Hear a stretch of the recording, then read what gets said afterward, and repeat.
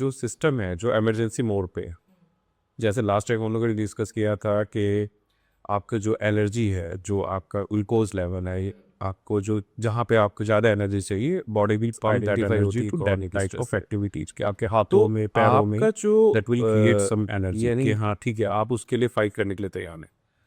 तो जब continuous stress persist हो रही है, it will also hamper your immunity system. बिल्कुल। बेसिकली अगर आप देखें कि जैसे फॉर एग्जांपल एक कार होती है ना, कार का एक अलार्म सिस्टम होता है ना। तो जैसे ही आप दूसरे की कार को टच करते हैं वो अलार्म सिस्टम रिंग करने लग जाता है एंड कुछ टाइम बाद बंद भी हो जाता है ना। कुछ टाइम बाद वो बंद हो जाता। ये होता है स्ट्रेस। कार को स्ट्रेस हुआ, अलार्म सिस्टम बच गया, उसके बाद अपने आप स्टॉप हो गया। लेकिन यहाँ पे अलार्म नहीं बजा। यहाँ पे क्रॉनिक स्ट्रेस में क्या हो रहा है ना कि एक बहुत तेज हवा भी चल रही है ना तो भी अलार्म सिस्टम बज रहा है। एक लीफ भी गिर रहा है ना कार के ऊपर तो भी बहुत ज़्यादा अलार्म सिस्टम एक्टिवेट हो जाता है ना, और वो बंद नहीं हो रहा। ठीक है। तो क्रॉनिक स्ट्रेस में क्या होता है कि जो स्ट्रेस है वो आपका परसिस्ट कर रहा है ना। Chronic stress is persisting. तो जो भी आपके जो बायोलॉजिकल सिस्टम थे which were responsible for stress management, वो कंटिन्यूसली एक्टिवेट होते जाएं। अच्छा, पहले के टाइप पे हम इसको फ्लाइट एंड फाइट रिस्पॉन्स बोलते थे, अभी तो फ्रीज एंड फॉन भी बोला जाता है। अभी वो चीज़ अभी न्यूरो साइंस में अब उसको एलिस्टासिस बोलता है। तो एलिस्टासिस का मतलब होता है मेंटेनिंग स्टेबिलिटी थ्रू चेंज। जब भी कोई थ्रेट या चैलेंजेस आते हैं लाइफ में, हमारी बॉडी का क्या काम होता है? एलिस्टासिस मेंटेन करा, स्टेबिलिटी मेंटेन करना। उसके लिए उसको बॉडी में जो भी चेंजेस लाने पड़े, है ना, जो भी बायोलॉजिकली उसको चेंजेस लाने पड़े, वह उसको बस स्टेबिलिटी मेंटेन करनी है। क्रॉनिक स्ट्रेस में क्या होता है? एक बॉडी में एनेस्थेटिक लोड हो जाता है, कंटिन्यूसली वियर एंड टियर हो रहा है। अच्छा, यानी अगर बाय द वे कभी कभी मैंने सुना था कि जो क्रैम्प्स आ रहे हैं बहुत ज़्यादातर, जब मिडिल एज में आपको क्रैम्प्स आते हैं या फिर आपका डाइजेशन प्रॉपर नहीं है या वो सारी चीज़ें, that is also related to stress. हो सकता है one of the factor chronic stress बिल्कुल हो सकता है।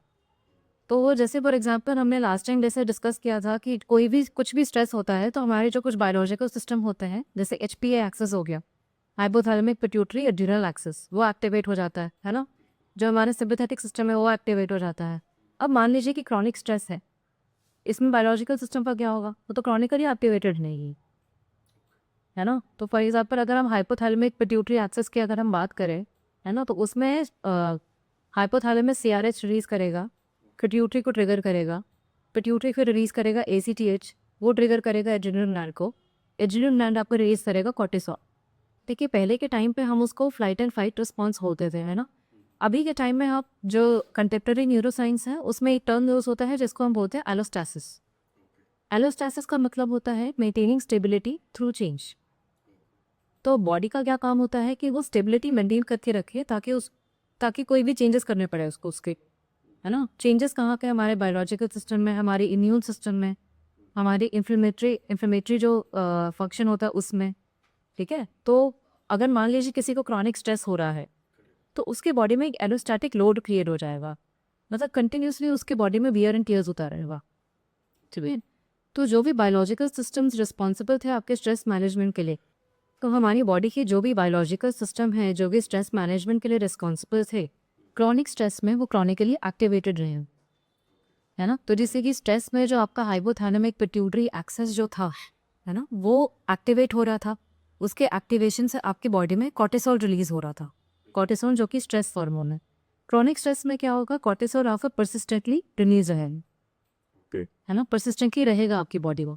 कॉर्टिसोल का क्या काम होता था कि वो आपके बॉडी में ग्लूकोज को इन्हांस करता था, ग्लूकोज की अवेलेबिलिटी क्रिएट करता था, है ना। तो वो कैसे करता था? इंसुलिन को सप्रेस करके, है ना, या फिर ग्लूकोन्यूजेनेसिस करके। ठीक है। बाकी नॉन एसेसिव फंक्शंस को भी वो सप्रेस करके रखता था। कॉर्टिसोल का ये काम होता। अब आप मान लीजिए किसी को क्रॉनिक स्ट्रेस हो रहा है ना, तो उसके बॉडी में तो ग्लूकोज की अवेलेबिलिटी बढ़ती रहेगी, है ना। तो ऐसे में डायबिटीज़ का रिस्क बढ़ जाते हैं। ठीक है। उसी तरह से अगर हम दूसरे मैकेनिज्म की बात करें जिसको हम बोलते थे sympathetic adrenal medullary system, Sam system इसको हम बोलते हैं, ये भी रिस्पॉन्सिबल होता है स्ट्रेस मैनेजमेंट के लिए। इसका क्या काम होता है? तो ये एक फास्ट स्ट्रेस रिस्पॉन्स करता है, ये रिलीज करता है एड्रेनलिन। तो this was very useful historically. जैसे कि मैंने बताया उस टाइम पे अर्ली ह्यूमंस जैसे हंट करने जाते थे, उनके सामने कोई वाइल्ड एनिमल हो गया, सपोज वाइल्ड एनिमल आ गया, उस टाइम पे क्या होता था? साम सिस्टम बिल्कुल एक्टिवेट हो जाता था, एड्रेनलिन रिलीज करता था ताकि आप फाइट एंड फ्लाइट रिस्पॉन्स कर पाए। अभी के टाइम पे हम अगेन उसको एलोस्टेसिस बोलते हैं कि स्टेबिलिटी बस नहीं कर रहा, ठीक है। तो अगर मान लीजिए कि सांस सिस्टम आपका एक्टिवेट होगा, नॉर्मली जो एक्टिवेट होता है, एड्रेनलिन आपका रिलीज हुआ। एड्रेनलिन क्या करेगा, आपका हार्ट रेट बढ़ाएगा, ब्लड प्रेशर बढ़ाएगा, है ना।